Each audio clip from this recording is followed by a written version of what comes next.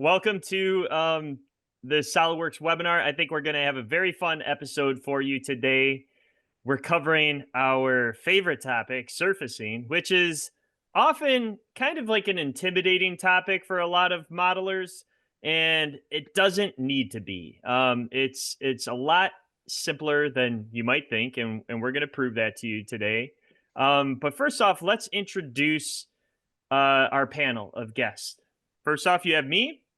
I'm Jordan, and I've been in the SolidWorks channel for over 15 years, working with Dassault System for over 10 years. And people know me as the best surfacing modeler at SolidWorks. And then we have Andy, who is not that, but still pretty good.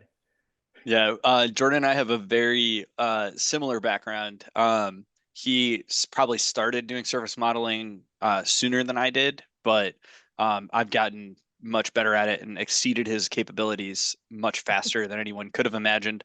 But then, so Jordan and I have very similar backgrounds, and we're pretty good at like weird organic shapes, and we get Complex there. modeling workflows, you name Yeah, it. and we get there using parametric modeling, right?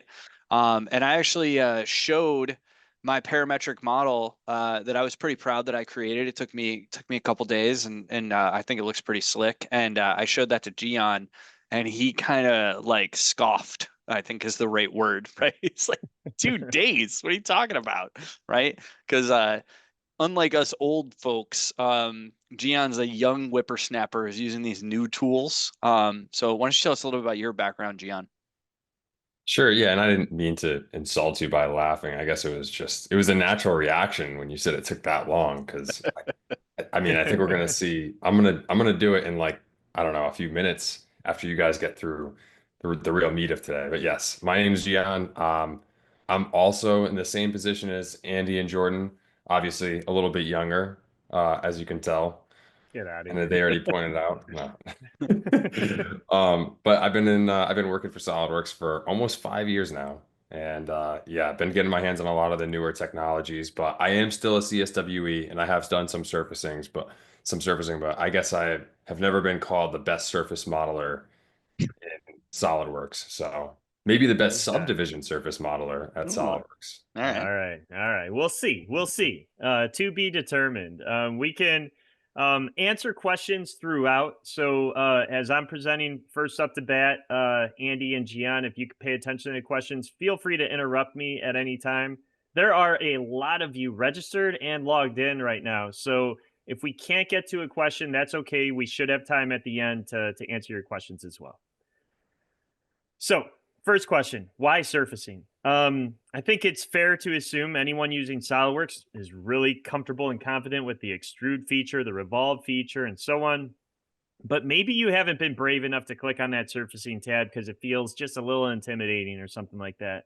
Or you might be thinking, well, I just don't make that kind of geometry because what surfacing is really known for is a flexible workflow that allows you to not create six faces fully enclosing a solid volume all at once. You create one surface at a time, but that allows you to, again, very flexibly, just create the known surfaces and then worry about blending them together after the fact. And this allows you to create very unique shapes and very flexible workflows that SolidWorks simply can't do right out of the box. There's no football helmet extrude feature. So you're left to your own devices using a bunch of surfacing features to be able to accomplish this. Now, if I were to look at the collect all the features on the surfacing tab that you may or may not have been brave enough to check out, I'm confident in just 1 hour of training, I could teach you 2/3 to 3/4 of the surfacing commands, no problem. Most of them you don't even need to be taught how to use them. They're so simple. I mean, it's really easy to just understand what they do just by looking at them. The extrude feature, the revolve, the loft, or the sweep and the loft. Here's a planar surface. Guess what the feature is called? Planar surface. there's a lot of different features here. Extend surface, delete face, offset surface. The feature icons themselves do the explanation, but some of these features only have one selection or one parameter to change to actually use the feature as well. So they're very intuitive. Now, I'm going to get started with my favorite feature. Okay. I just want to show you some basic surfacing features that everyone can take advantage of. No matter if you're a solid modeler using extrusions all the time, add these features to your SolidWorks user interface if you're not willing to go over to the surfacing tab, because they can help you out in all kinds of scenarios. So the delete face is probably my favorite ever. Um, let's imagine this is imported geometry. And with imported geometry, we don't have the luxury of having a full feature tree where we could just pick features and suppress or unsuppress them. So if we needed to get rid of a bunch of holes on a imported body, we just can't turn the holes off. We need to select those faces and then just click delete and patch. So the delete face command has an option delete and patch, and it'll take the existing surrounding surfaces and patch over the gaping holes that you leave behind. The fillets can even be removed all at once. If you select every single fillet, even though they're external surfaces, those surrounding faces can be extended and merged together just in, again, one command, delete and patch. You can even get rid of that entire boss off of that curved surface just by selecting them all and deleting and patching as well. So it's a very powerful command. I don't think you believe me that it's truly that simple. So I'm going to jump over to SolidWorks and show you a scenario where we've got this like curvy surface, and who knows how it was created. Maybe it was a loft, maybe it was a sweep, maybe it was a revolved surface. It really doesn't matter. What we had to do is we needed to create a little mounting boss in here, and that was a simple revolve feature with a side profile, revolve 360 degrees. And of course, until we rotate the model, it looks all great, and then we notice it's popping out the other side. So how do we get rid of this? Well, we could try to understand the topology of this outside surface, recreate it, and then use that same type of geometry to cut that geometry off. Way easier than that is to just click these three faces. And tip number one is going to be add your favorite features to your context toolbar so you don't even have to go searching for them. Delete face is definitely one of my favorites, so it's right there. And then just hit OK. And it takes that surrounding surface, no matter how it was created, and it goes ahead and patches that over, right over. Very easy. Let me jump over to another scenario. In this case, if we cut a section view here, we'll see that we've used a hole wizard feature, and the hole wizard feature only cuts in one direction. So it doesn't cut in both directions. That means we have a little bit of like overhang geometry that we need to get rid of. Now, Andy, what's one way we could get rid of that geometry? If you can figure out a way to select that bottom face, you could create a sketch on it using convert entities and then like do an extrude cut. Yes, right? yes, you could. That would be too many steps though. So Sure. nice Agreed. try. That's why I'm the more senior, more experienced one. All you got to do is select this face right here and again, delete it. We don't want it, so delete it and patch it.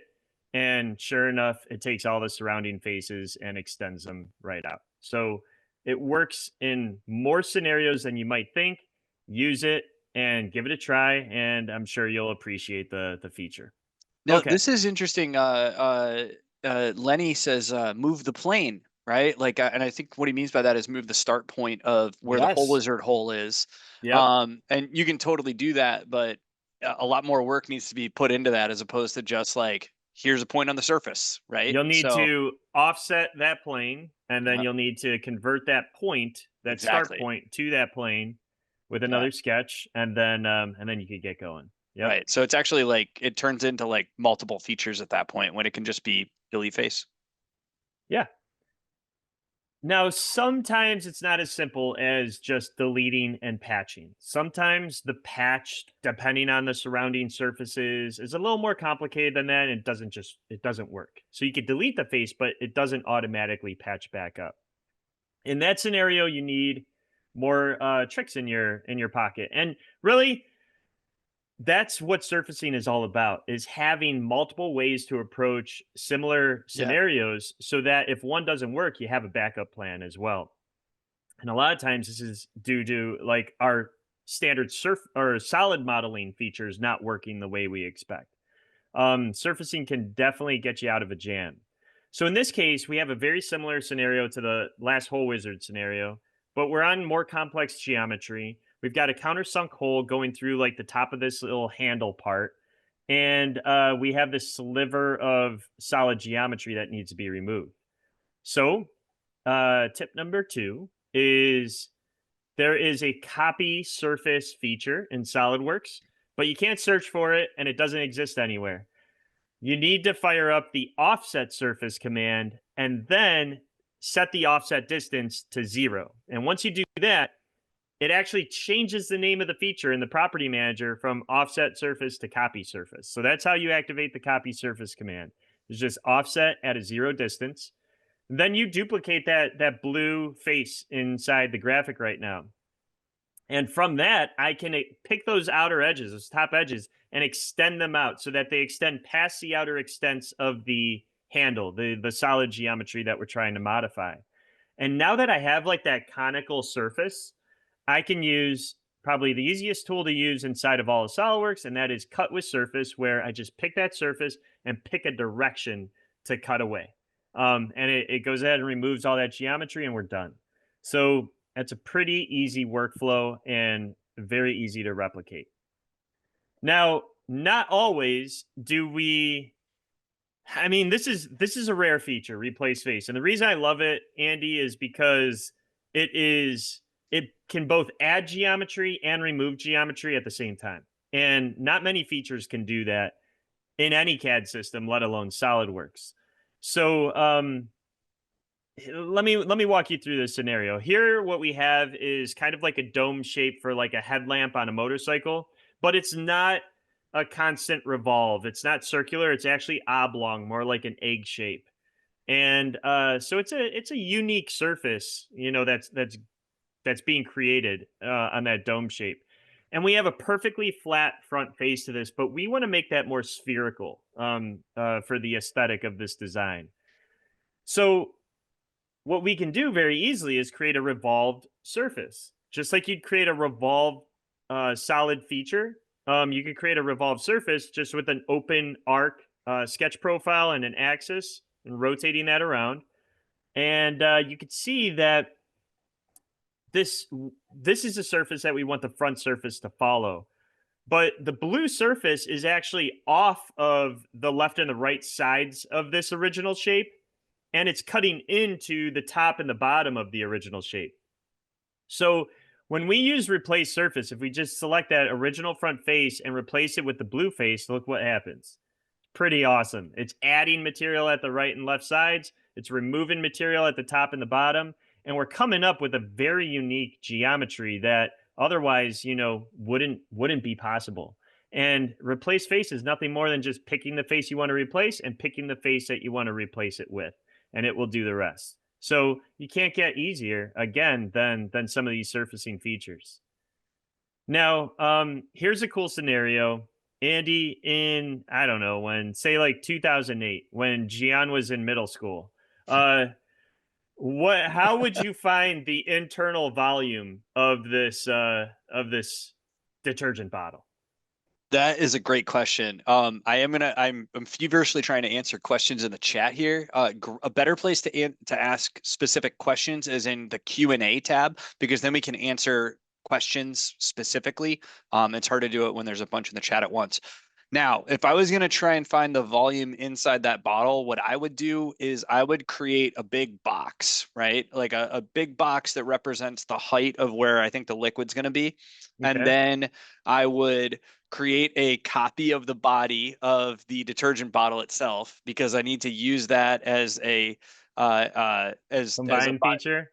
well, for the combined feature, which is actually going to take that body and get rid of it, right? So it's kind of like I'm creating a body just to be used for subtract. So now that that's been subtracted, now I end up with 3 bodies, right? Because I have the detergent body itself, the inside volume, and then the outside volume. So then I need to do a delete body feature on the outside volume. And just like that, lickety split, we got a volume. Yeah, or you could use the intersect feature by creating a plane and intersecting it, and you have the internal volume. So it's way easier with the intersect feature. Yeah. Andy, I forget when this feature came out. Do you remember? I think it was 2013. 2013. Okay, Yeah. That great. was actually my first what's new. So that's how I Oh, remember it. nice. Yeah. Good for you. As a young AE, Yeah. when you're looking more like Gian. Back in the day. Um, the the I don't want to just leave it at that quick review, because I don't believe like you might believe that it was actually that easy. So again, I just want to show you this feature. First off, tip number 3 is if you're creating a plane on the fly, select an existing plane, hold down control and drag it right up to the whatever the liquid level height needs to be for this bottle. And of course you could type in a specific value if you want. And with that, I'm going to fire up the intersect command. I'm going to use my command search to do that, because the intersect command is not really a surfacing feature or a solid modeling feature. So I always forget where to go to look for it. So I just search for it anyways. What do we want to intersect? Well, we have the plane already selected. We also want to consider the volume of the bottle itself. And we're only looking for internal regions, so that will make this really simple. I'm just going to hit intersect. But basically, it looks for any combination of enclosed regions and presents them to you, and you get to choose which ones you want to keep and which ones you don't. I'm going to keep merge result unchecked, and I'm going to hit OK. And now what you'll see is I have 2 separate solid bodies here, one for the internal volume, of which I could go ahead and assign a material like water or something like that to get the appropriate density and figure out the weight.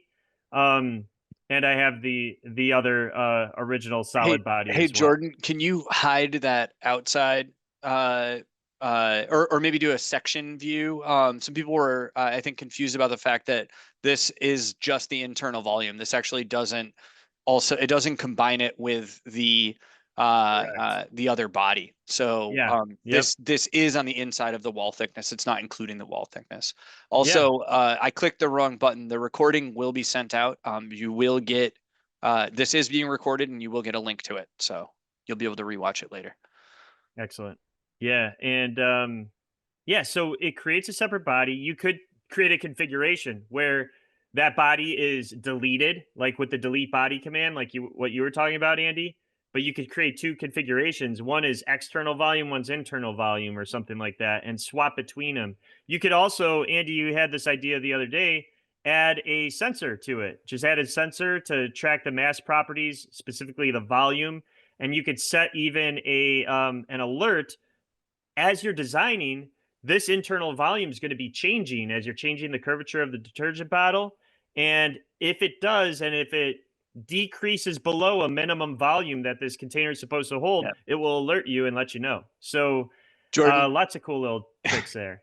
make the inside volume a different color and then show a section view. I think there's some people that are still confused about what just happened here. All right, let's do it.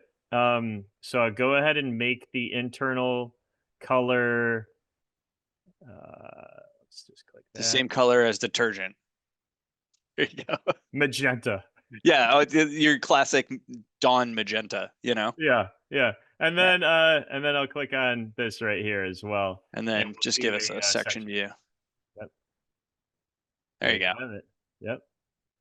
So you've got the detergent bottle, and you've got the internal volume there at whatever liquid level height. And of course, if that height ever changes, that geometry will update as well. Boom. And so will the mass properties of that internal volume too. Does that make sense? Is that clarified? Yes, that looks great. Okay. That's a lot of fuchsia colored. detergent To or the whatever it is. question, will there It's like be toxic. errors if the surface is not knit properly? Yeah. Yeah. I mean, Yeah. Definitely. always, every time, Yes. like anytime surfaces aren't knit properly, you're going to run into issues. But this is assuming that the volume that is supposed to be as a solid is a solid, and if it's not knit, it won't be a solid. So then, Well, let's say this too. The intersect is very capable. If I had, let's just go with the simplest of shapes, six faces, but they're all surfaces, right? And they're all overlapping each other. I could use the intersect feature, grab all those six faces and say intersect, and it would present that internal volume, which would be a cube or some kind of like rectangular form. Um, and I could choose to keep it from there. So you don't actually need all the surfaces to be knit as long as they're overlapping each other, or as long as if there is a planar surface like opening, for instance, like the opening of this bottle, the very tip of it, you there's a checkbox inside of the intersect feature to cap planar surfaces automatically. So you don't need to plug planar surface openings. The tool can do that for you on the fly. So it's a very capable tool. It can help you, it does the job of multiple tools at once, like the combine feature, the trim feature, the knit feature, uh the cut with surface feature, the split body feature. There's so many things that it does all wrapped up into one. It's a very, very powerful tool. Andy, you're still answering questions, but I'm a little concerned because it's my turn to answer questions in the chat and it's your turn to present. So even though you're the less experienced surface I had modeler, to I took all the tough ones before you got on because I want to make sure people get good answers. well, you're about to show the kind of the more intricate workflows despite being the least experienced surface modeler. So good luck to you. All right. Right on. All right. So everybody can see my screen okay, right? Yeah, it looks good. Okay. Yep, we got Well, it. yeah, it's just me. Except for that Um, picture in the center, but yeah, it's right. all right. All right, great. So, obviously, we're talking about, organic shapes that we can create with SolidWorks surfacing. A natural place to start is sheet metal, right? So now you might not have thought this initially, but sheet metal actually makes perfect sense for thinking about surfacing because really sheet metal is just a complex shape that has a singular thickness, right? So it's um, we can recreate sheet metal features really easily with surface models, and a lot of times we do end up getting sheet metal bodies that are imported bodies, right? Because they might be coming from a supplier's website, or the supplier themselves, or a contractor, or whatever, right? It's not the right version of SolidWorks. It's a whole different software. I get this imported body, right? So now that's great. I can throw to my assembly. It all looks good, but I can't actually flatten it. So I can't get a flattened configuration drawing for it. If I want to make any modifications to it, I definitely can't. So what do we do? Well, one of the things we can do is first identify which surfaces are planar. And we can do that by trying to click on a face and start a sketch. If you can start a sketch, it's a planar face. That's a good way to identify that. Also, we want to make sure that our filleted faces here actually have a circular continuous fillet, right? Because that's going to be analogous to a sheet metal bend, right? So one of the ways I can do that is I can just click on that round face, and down in the lower right hand corner I should get a measurement that gives me a radius, and if it gives me a radius, then I know it's a constant circular fillet, right? So what I can do once I've identified the flat faces, the planar faces and the circular faces, is I can then just do a surface offset at 0, or a copy surface of those individual planar surfaces. And then I can use either extend surface or untrim to make them larger so they intersect with one another. And then I can use there's a couple different options here. I could use a mutual trim, right? I could do a surface trim and then get rid of all the edges and then add a fillet. Another thing you could do with separate surface bodies is you're actually able to use a face fillet. So if you're familiar with face fillet, you can go play with that. Face fillet allows you to do some pretty complex fillets as well, which is cool. But really, this is like a classic surfacing workflow, right? I put in all of the areas that I definitely know, and then I kind of make them larger so that I can trim them back and then blend surfaces together, right? Classic surfacing workflow, and it works perfect for sheet metal. At that point, once I have that surface body, I can actually just click convert to sheet metal. It recognizes all the bends, and then after that, it identifies it as a sheet metal component, which means I also get a flattened configuration, right? Which is pretty cool. Yeah, so a little strange that we use the sheet metal example for a surfacing webinar, but this really is the essence of surface modeling, isn't it, Andy? Like you take what you know, the flat faces, you use them, and then you use surfacing to blend it all into the shape, the end shape that you're after. And that's exactly what we do on almost every surface modeling example that we work on. Yeah. All right. So next, we're going to show a it's a remote. It's a remote from a video gaming system uh from a long time ago. Gian, do you recognize this thing at all? Vaguely, yeah. Looks like, is that Nintendo 64 or something? It's actually for a Wii, Come on, but man. yeah, That's a Nintendo Wii? Wii. we're so old. That's one old Wii, man. So anyways, um, what we want to do is we want to add an overmold to this, right? A little grip area. Now, a classic thing that happens is, we're a mechanical design house. We send stuff out to get industrial designed. We get the model back, and then we don't really know how to change stuff on it, right? We don't want to send it back out to them because now we've decided we want to do an overmold area. This is actually really simple to do, right? I can just identify the area that I want an overmold on, create a sketch. This is actually created with a style spline. If you haven't played around with style splines, I highly recommend it. I almost never use regular splines with spline handles anymore because with a style spline, I can just sketch out these control vertices and then dimension them and add relations to them, which are just regular straight lines. And then what I end up with is this super smooth curvature in between. It's really difficult to, man, these lights in here are like they're on a timer, but the timer just keeps getting shorter and shorter. Like so the frequency between when they You need turn to off. you need to speak with your hands like I do Yeah, we more need more signs frequently. of life, man. Yeah, Yeah, maybe yeah, yeah, it's just a motion sensor. Yeah, yeah, maybe that's it. yeah. So anyways, I really love style splines because it's really easy to get curvature. I think Jordan, you call it what? Splines for dummies. Yeah, because if you create a traditional spline like we have always been able to do, you get the control handles and the magnitude and the direction, and it's very easy to create a a spline that just doesn't look good or doesn't Yeah. have a very smooth blend, and that's what we're after is smooth blends. And like you said, Andy, it's really hard not to create one with the style spline. Yeah. So after I've created that sketch, then I can just use a split line to split those faces.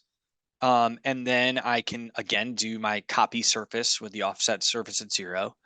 And then what I can do is a thicken cut. So just like using a thicken to change a surface body into a solid body, you can actually use it to cut away a solid body using the thicken cut feature.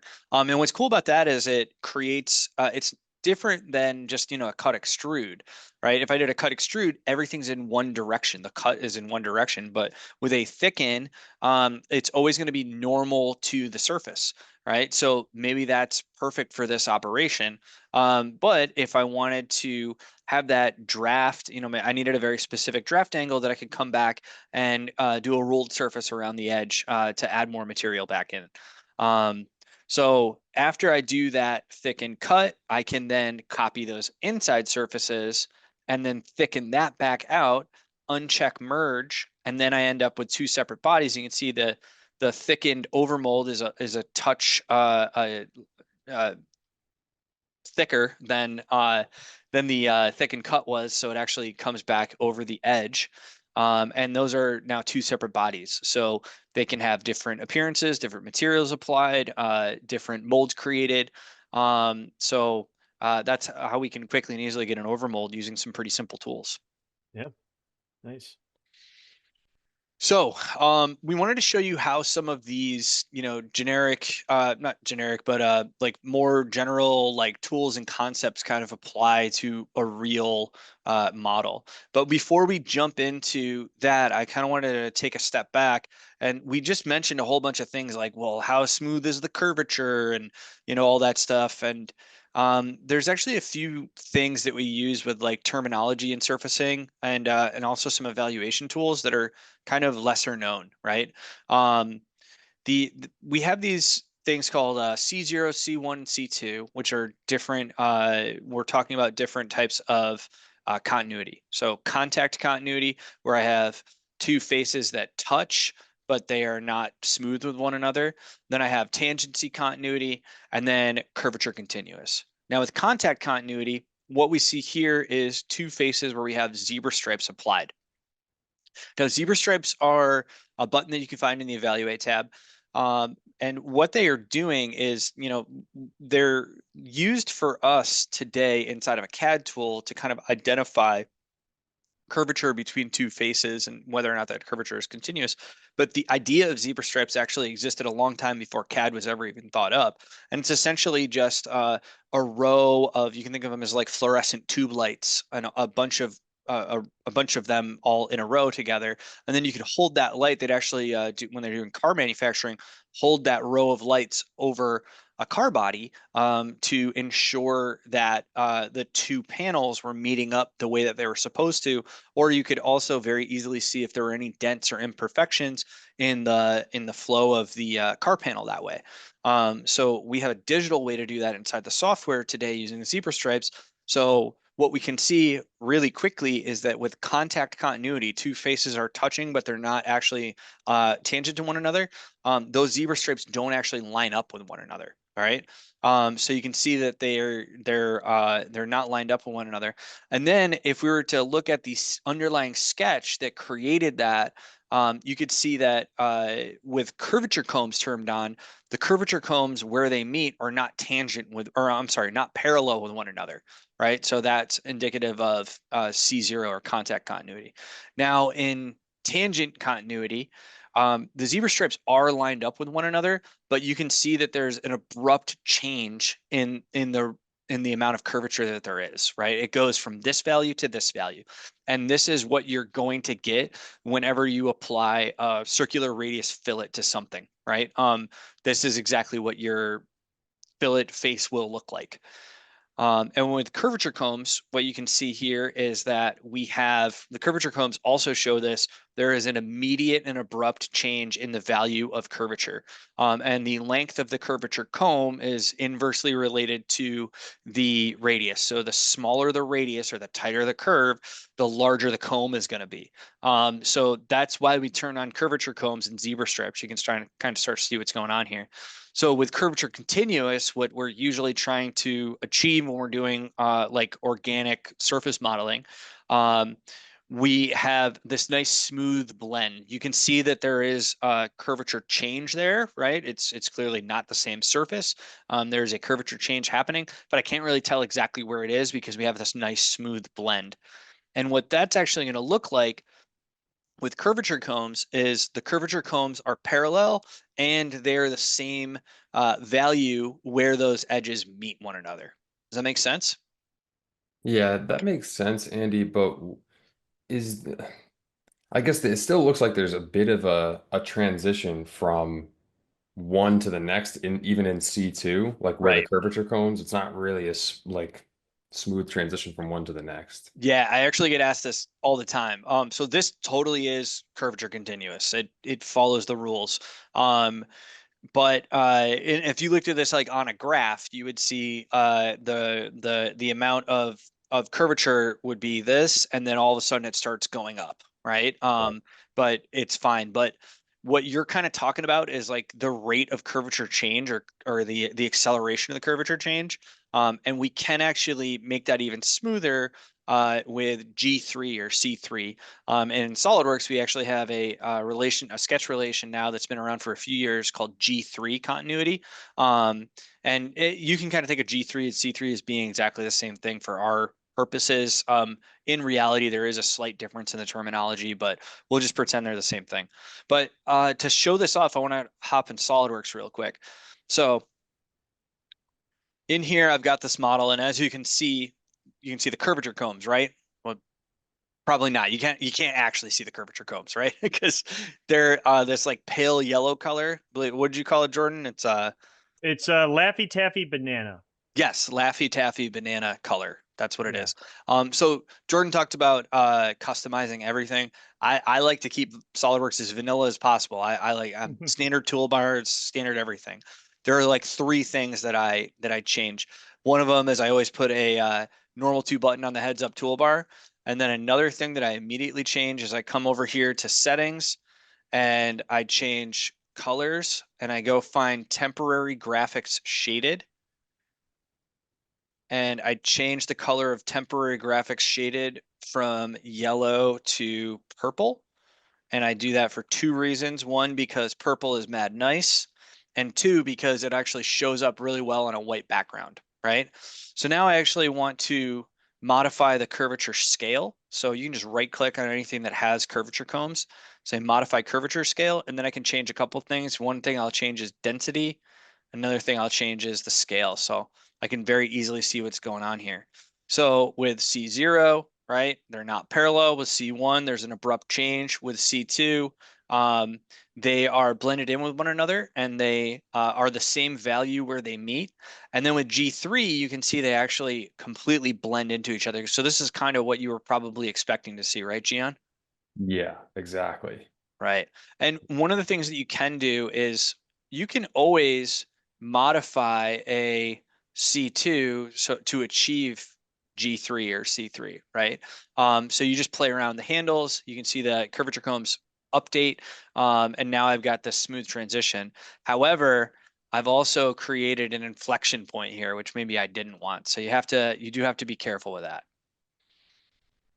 All right. So let's take a look at what that looks like with zebra stripes. So if I were to take that same shape and extrude it up and then turn on my zebra stripes, one of the things I like to do right away is turn up the accuracy of the zebra stripes, and then I can turn up how many of them there are. And we can kind of walk around here and say, yep, that's where C0 is, where they do not line up with one another. And then over here, I have C1, where you can definitely see where that edge is, even though edges are turned off. And then over here, I have C2, where you can see that there definitely is some curvature change there, but it's nice and smooth. And then over here, I have G3, where you can't even tell that there's curvature change happening, right? It's as if it were one face, but there is actually a face break right there. That's pretty smooth. I like Yeah, it. cool. Hey Andy, we got one question that was Yeah, about how to edit the sketch to apply the G3 relation between sure. sketch entities. So not necessarily just like manually dragging, but you mentioned that there is an actual relation. Yeah. It's if let me see if I can do this. If I just delete all of these, so now this is I have to move some more. So now Yeah. these like aren't even tangent with one another.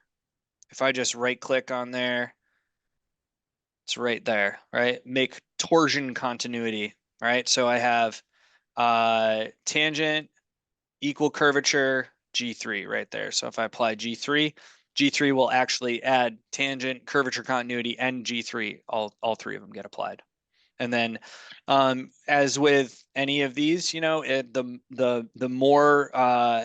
more constraints I apply to it, the less things that I can move around. So there will be like less ability to move some of the points nearby. You can see that moving this point actually moves the other point. So there's some interesting things that happen because you're applying more constraints, but just a sketch relation, just how you'd add any of them, you either select the 2 lines or the point where they meet, and then you can apply it.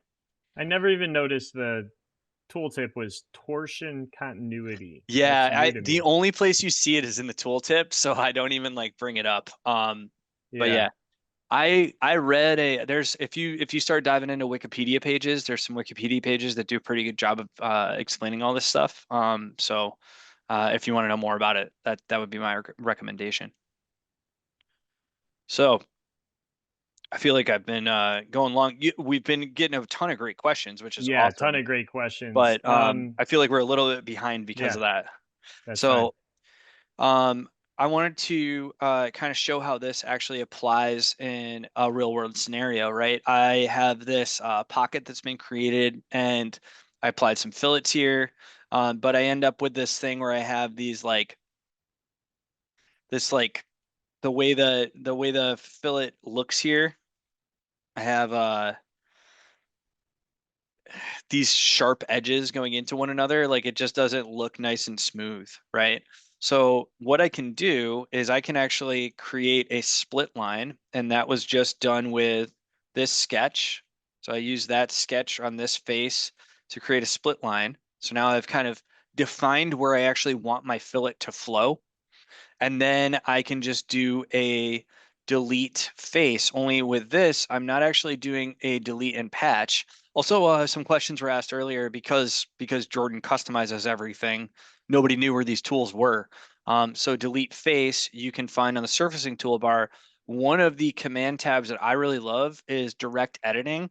There's a lot of stuff in there. Also, because it's so short, it also becomes a landing place for other random buttons that I want to have, but aren't currently on a toolbar. I add them to the direct editing toolbar.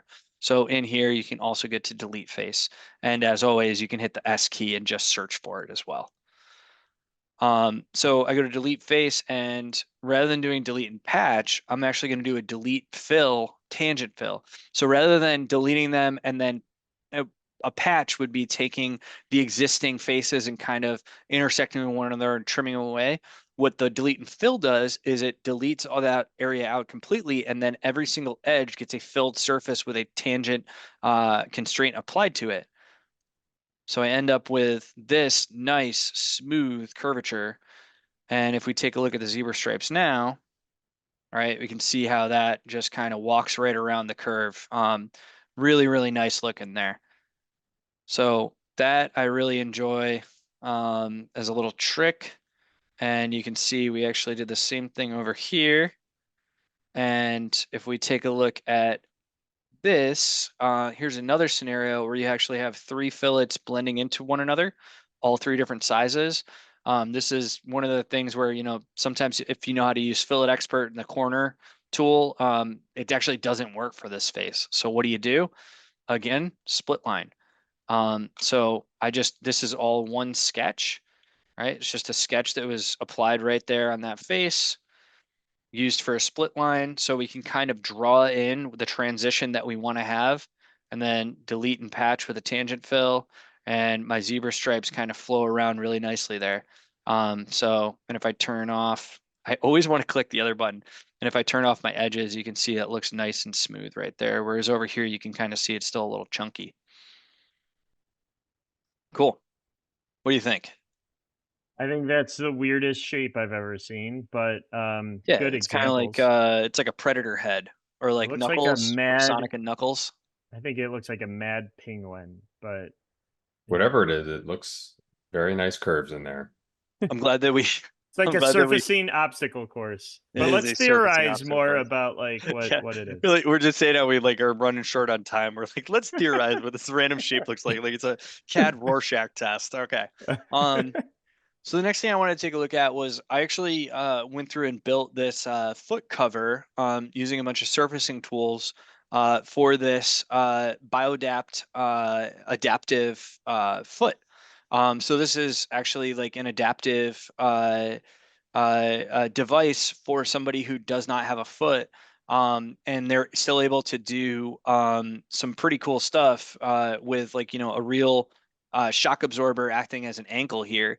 Really awesome tool that was created actually by somebody who lost their foot and still wanted to be able to go snowblowing, go snowmobiling competitively, which is super cool.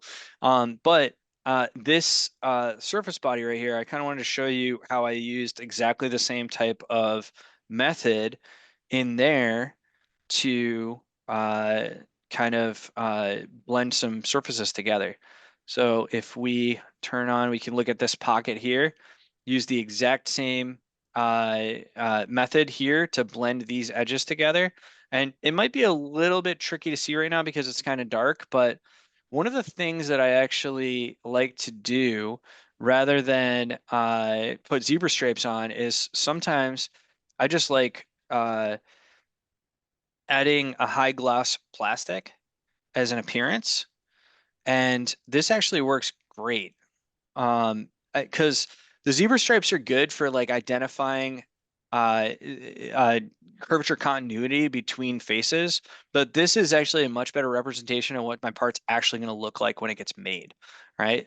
So these blends probably wouldn't be important if it was like on the inside of the model or it was like a low gloss or like a textured kind of material. But if we're into like a chrome finish or like a high gloss plastic, this absolutely matters. You're going to notice that. And that's actually the difference that you see with consumer product goods when they're on the shelf. You can tell the ones that are kind of more cheap. You can see, you can see those lines where it kind of wasn't made nice. So you can really make your components like have that like extra little bit and look really nice just by fixing up some filleted faces like this. So another thing to take note of is somebody was actually asking earlier, like, hey, like, does doing something like delete and patch make your file size larger? Um, I don't know what is exactly what was answered. I didn't answer that one, but to my knowledge, it doesn't really make your file size any bigger. It could possibly change your rebuild time. Um, so you can actually check that by going to performance evaluation, and then you can see your rebuild time for every single feature, which is pretty cool. Now, right here, this delete face was, 0.39 seconds, right? So maybe that's significantly more than it would be to do it by some other method. But I can also see in here like, hey, like my thicken took 4.26 seconds, right? So the thicken actually was the largest one in this tree, but I can also see here things like how many features do I have? So this model was actually 85 features, right? Which for a surface model that I'm, trying to create cool, complex, organic type shapes, 85 is actually really small. This is actually a really simple model, and it still took me like still took me like a couple days to do. So I think at that point that gives us a good opportunity to switch back over to Gian and see how he would have modeled this thing and if he can do it any faster than me. Yeah, I think we might be able to do it just a little bit faster than that. Don't I make mean, you us guys look only bad, gave me, you Gian. guys left me like 10 minutes, so I guess we're gonna have to, we'll see what we can You do. have to do it fast. Yeah. Well, we're going to be using a different app, which is created by the same SolidWorks R&D team. It's purely browser based. It's called Xshape. And somebody actually had a question before about subdivisional modeling. Like, is C3, does it even exist outside of SubD, which is the shorthand for subdivisional modeling? And it does. We saw some examples, but I'm going to show you how we can use our SubD modeler um, to recreate that same shape that Andy did. And in the context of the same assembly, so that same the same foot, we're going to just design that cover right in context. This is the SolidWorks data that we can open up right into Xshape, which again, right in the browser, we have all of our subdivision tools down at the bottom. And I've inserted one of our Xshape components inside of this so that we can just model in context. And if you're not familiar with SubD, every single time you use a sub-D model, you're going to be starting with some type of primitive shape or surface. And it's going to be just pushing and pulling like a hunk of digital clay. In this case, I'm just going to start with the box primitive and just place it right here by the origin. And, we get a bunch of different control segments going around the model, but I like to start with as few as possible and kind of only add what we need. I'm going to start actually with creased edges. So we're starting more with like a rectangular prism. As soon as I apply our starting scale, which we're going to go 150 by 50 millimeters by 75. And that should do it. So a lot of folks out there will think of sub-D as a little too free-form, like you can't actually apply parameters, um, which to an extent sometimes is true, but we have a lot of parametric controls in this that make it really easy to keep things the size and shape that you want it to be and to edit that after the fact. So you can make it work with whatever other parametric models you have. So starting off in here, we have this cube. I got a bunch of creased edges that I want these to be smooth. I don't necessarily want it to be like pure G3 continuity like this, but I do want to have some level of just like smoothness between those different facets, those different faces in our model here. And then the main tool that we're going to use in X-Shape we call it the robot. It's our little manipulator here, which, you can realign to the different planes. And this is what we're going to use to translate, to scale, to rotate everything, any entity, any face, any edge, or vertex or collection of vertices. And we can actually drag this with precise increments here as we want to as well. So another area that we can actually have precise increments. And you could even, type in an exact uh, value, like a quarter of a millimeter, like I just did. And we're just going to add more control segments as we need them. So I'll insert a new loop around this edge so that we can get a little bit of curvature around this. So I'll bring these vertices up a little bit. I'll bring these down. And we have a nice curve from our side profile. I'm going to go to the top because I know I'm going to need to add that kind of like swept area that you guys have, almost like offsetting the edges around the outside. So I need to add some more control points and edges going around this model. And then I'm just going to crease them all. I'm going to crease all of these so that we get some, again, not super sharp corners, but like smooth-ish corners. And then I'm not sure how many features it took you, Andy, to get that like geometry in there. I don't know if you use a sweep or not, but it's pretty quick to just take this and just pull it up with our manipulator. And That's then like 4 different sets of surfaces that you just like all of them were created with varying tools. Ruled surfaces and lofted Many surfaces and sketches. Yep. sweeps. Yeah, probably like 10 to 15 Trims. sketches. Yeah. Lots of boundary conditions to be set on each edge of each Yeah. surface. Yep. and I wonder how long it would take to like if you wanted to like rotate about like this back Oh, plane. change the profile, vary it throughout the entire length around the entire perimeter. Yeah, that would only Right. take somewhere between 10 minutes and 6 hours, I'd say. Depending on how you originally modeled it. And like that's the thing is we try to always use like design intent to like kind of predict where our model might change, but you can never be fully predictive. So I mean, the Yeah. ability to just like grab an edge and just change it, I mean, is pretty wild. It's awesome. Yeah, Especially just just for picking a face. conceptualizing, right? Oh, 100%. That's if for nothing else, like using it when conceptualizing your models, like when figuring out what the form is that you're looking for. Um, I don't know. There's not many better options out there than using a sub-D tool like this. And then, of course, you can always, if you need to, you can always remodel the whole thing parametrically. But we get full, we get great surfaces coming out of this that they are machinable, they are manufacturable. You can bring this into SolidWorks and do whatever Yep. you need to prep it for manufacturing. But speaking of manufacturing, I know you were talking about draft before, Yeah. Andy, and we got to make sure that we do add draft on this. So I'll make sure I'm gonna have 1 degree of draft at least. See, this About, isn't manufacturable. You don't have enough draft. That's well, the problem. You're gonna have to take it into SolidWorks and remodel this all. yeah, yeah. Or we could just like, push these out and, push this forward a little bit. Ah, That also works. too easy. But yeah, that's just about it. And I think what has that been like 4 minutes or so far to get to Something like like this that. Yeah. starting shape. So not bad. I think we actually have enough time to.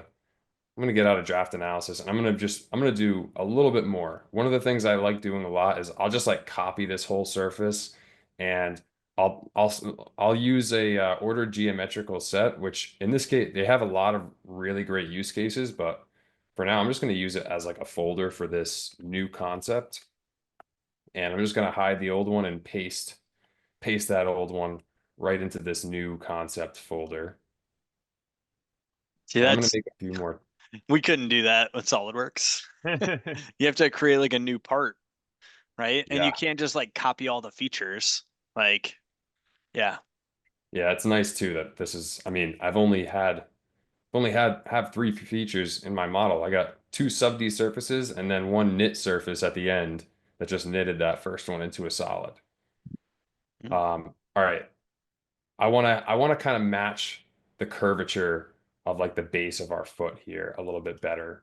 Okay, so that's my plan right now. I'm gonna first get rid of some of these creases. Just gonna turn all these off so that we can match the contour of like that front toe of the foot. So I'm just gonna turn all that off. I think we're actually gonna need, I think we're gonna need a little bit more control. So inserting a new loop is always pretty easy. And now, once again, we're just going to be back to just pushing and pulling, just dragging and dropping vertices and faces and edges wherever we need them to be to match up this profile. Take these back ones and shrink them a little bit. And even if we're going to make a lot of changes downstream from this, like, could you imagine just being able to pull out the model in X shape when you're in like a design review or something like that, where you just want to make changes quickly to the concept before you're really ready to just take it to the next level and get it totally prepped? That's a wild thing about this is everything Gion's doing. Number one is instantaneous, right? Like, so no waiting for a crazy huge 1,000 component feature tree to rebuild. If you're in a design review meeting and someone asks like, "Hey, what does it look like if you drop that surface down a little lower, add a curve there?" You could do it instantaneously and get to that final design in a design review so much faster. It's pretty awesome. It's fun watching you work, Gian, because like it seems really intuitive too. Um, It's definitely one of the easier things to learn for sure. And the Yeah. last couple things I just wanted to show, because I want to get rid of in this new concept, I want to get rid of some of the creases and just kind of have it end on almost like a flat face. Like I want these all to blend together. So I'm going to select these four faces going up and down the middle, and I'm going to make them kind of coplanar almost. So kind of blending these all together. But I guess we still do have like a cylinder going through this. So if I wanted to change that and insert a new loop, we can very easily just like grab this and add a little bit of curvature. We'll change our robot orientation and just kind of pull these out a little bit. I love Gian, I love how you were just like, we're just gonna make these coplanar. And then you just click yeah, something. Like I literally years ago did an entire SolidWorks World presentation on that. Like blending from like a custom it was like shape or profile to the perfectly smooth. the disappearing chamfer, right? Like how Yeah, do we Yeah. like get something that has like a chamfer and like blend it into nothing? Like yeah, yeah. yeah. Yeah. Yeah, Gian, do me a favor and click the green check mark really quick. We're getting called out. Continuity looks pretty a bit weak Yeah, in yeah. X shape. It's because while you're modeling it, you're seeing a preview of the geometry, Right. but you can see right here as soon as you hit OK, and it just takes a second. It shows you the full graphics and the full continuity. And these are NURB surfaces. You can then open this Yes. back up in SolidWorks. It's a watertight solid body NURB surfaces. There's no mesh geometry going on. And then if you wanted to add parametric features to this inside of SolidWorks, you absolutely could, no problem. We're also getting we're actually getting a bunch of questions on like, how do I get this thing, right? So this is a separate a separate tool. Right now it's not inside of SolidWorks. It's actually built on a different engine underneath. So it's a whole different engine underneath that's enabling us to do this like awesome geometry. So it's not going to be in SolidWorks. It is this browser-based tool, but you can actually get access to it. It's part of the SolidWorks 3D Experience SolidWorks Professional package and Premium package. So if you already have SolidWorks Professional and you wanted to switch to 3D Experience SolidWorks Professional, you could talk to your reseller about that and switch to it, and then you'd have access to X-Shape. Another thing, if you just wanted to like get your hands dirty on, you just want to like play around with it, see how it works. This is actually part of the maker's license, and the maker's license for this you can get for like $48 for the whole year. So pretty darn cheap, you know, to just get in there and play around with it. So. Um, yeah, any other questions I missed in there, Jordan, as far I as think that's a that covers like popular the one is like licensing stuff? how Yeah. do we get our hands on it? Yeah. And you did mention SolidWorks Maker, right? Yep. I was still typing, and I think it's as low as like less than $50 Yeah. annually if you pay $48. Yeah. 48 bucks. 48 48 There you bucks bucks, for you're go. the good. year. Yep. Or if you just want to try it for a month, 15. Yep. Sweet. But yeah, like that's a good point, Andrew, that it is included with 3D Experience, SolidWorks, Professional and Premium. So if you're considering, you know, upgrading to the latest version of SolidWorks, you definitely want to take a look at that anyway, because you're always on the latest version and it includes some additional capabilities. Yep. But yeah, does that any other questions regarding X shape so far, guys? So I guess I always just say makers because I just assume everybody knows what that is, and I probably shouldn't Right. have done that. But what so you can get a makers version of SolidWorks, which is it's a separate version. It's dirt cheap because it's made for makers who are just making their own stuff in their wood shop, or you're going to design a deck that you want to build. Like you can get that dirt cheap. It's part of the licensing agreement that you can't actually use that for work, right? So if you're You building could stuff, use it to get started, and I think there's a cap of totally. like Yeah, yeah. $2,000 a year of Yeah, profit yeah, yeah. If out of you're the an things actual that you're. maker, but it's a cheap Yes. way to get your hands on the tool, right? So you could get your Yep. hands on the tool for dirt cheap, and then you go like, wow, we could use this where I work, and then you can buy a full-fledged seat of it. But it's also so the maker's version that you can get dirt cheap is kind of like a home use thing for hobbyist type stuff. And then if you wanted to get like the uh, I want to use the word professional, but professional is confusing because we have a package called professional. But the type that your business would have, that you could purchase 3D Experience SolidWorks Professional. And basically, look, if you just call up your reseller and you're like, hey, I want to get my hands on X shape, they'll help you out. They'll figure out the best way to do it. That makes sense? Yeah, absolutely. Yeah, that makes sense to me. And I would say too, I just add to that, we showed you very different modeling environments Yeah. between surface modeling, traditional surface modeling, and sub D modeling.